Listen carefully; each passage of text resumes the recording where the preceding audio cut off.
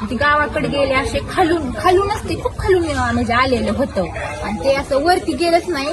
ते असं म्हणजे धावपट्टी आहे त्याच्या खाली लँडिंग करते तिथं जवळपासच फक्त असं क्रॅश झालं, असं ते पलटी झालं, असं त्याचा डायरेक्ट जाग्यावरती स्फोटच झाला.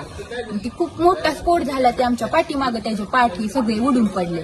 मग आम्ही म्हणजे कॉलही केला, इथले आलेले होते त्यांना, ते आले पोलीस ही सगळे आणि नंतर मग पाणीही त्याच्या अंगा म्हणजे हे अग्निशमन आलं ते टाकलं. तरी आम्ही बादल्या भरून नेल्या. म्हणजे आम्हाला वाटलं नसं म्हणजे ते माणसांचे खूप वाईट वाटलं. म्हणजे असतील कोण नाही आम्हाला काही माहिती नव्हतं. पहिल्यांदा आम्ही ते बादल्या भरून घेऊन गेलो आणि मग त्यांनी ते असं पाणी टाकलं. ते साईडला अशी बॉडी पडलेली ती आम्ही स्पष्टपणे पाहिली. ते अगोदर माहित नव्हतं आम्हाला दादांची बॉडी असेल. ती नंतर कळलं की ते दादाच होते. ते आपण खिडकीच्या साईडला होते, ते खिडकीच्या तिथंच त्यांची बॉडी पडलेली आणि असं मुंडकं म्हणजे नव्हतं, अशी पूर्ण बॉडी होती आणि ती अशी सगळी पांढरी झालेली आणि अशी फुगलेली मोठी बॉडी होती. नंतर आम्ही त्यांना असं म्हणजे कापड ब्लँकेट हे गुंडाळायला दिले. गाड्या आल्या आणि मग त्यांना ते आतमध्ये नेले.